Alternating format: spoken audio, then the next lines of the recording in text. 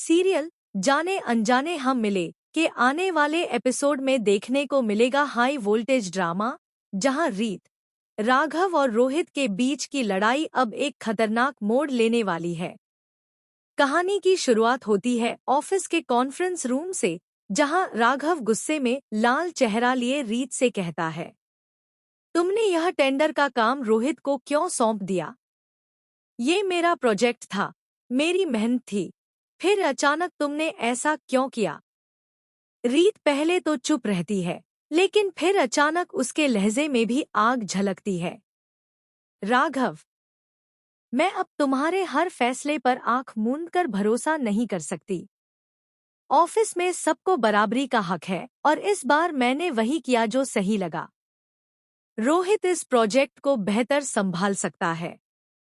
राघव और रीत के बीच जुबानी जंग इतनी तेज हो जाती है कि ऑफिस का माहौल गर्म हो उठता है। हर कोई सांस रोके इस टकराव को देख रहा होता है।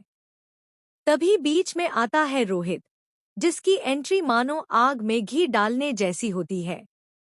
वह राघव की आंखों में आंखें डालकर कहता है, राघव, मैं तुम्हें एक आखिरी बार चेतावनी दे रहा हूं।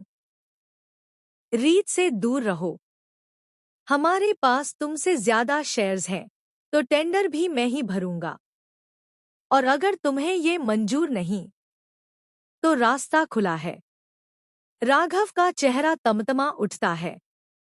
उसकी आंखों में गुस्सा और दिल में जलन साफ झलकती है। वह दांत भींच कर कहता है, तुम सोचते हो पैसे और शेयर्स से सब कुछ खरीद लोगे? याद रखना, तुम्हारे पास ताकत है, पर जज्बा नहीं। और रीत, वो कभी तुम्हारी नहीं हो सकती। ऑफिस में जैसे एक पल के लिए सन्नाटा छा जाता है।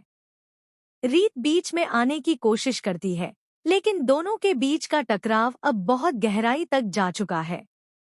वहीं दूसरी ओर कहानी में आता है बड़ा ट्विस्ट। अब रोहित और रीत मिलकर करने वाले हैं शारदा बुआ का किडनैप। एक अंधेरी रात में रोहित ऑटो रिक्शा लेकर बुआ के घर के बाहर पहुंचता है। बुआ बाहर आती हैं, तो अचानक पीछे से रीत उनका मुंह कपड़े से बांध देती है।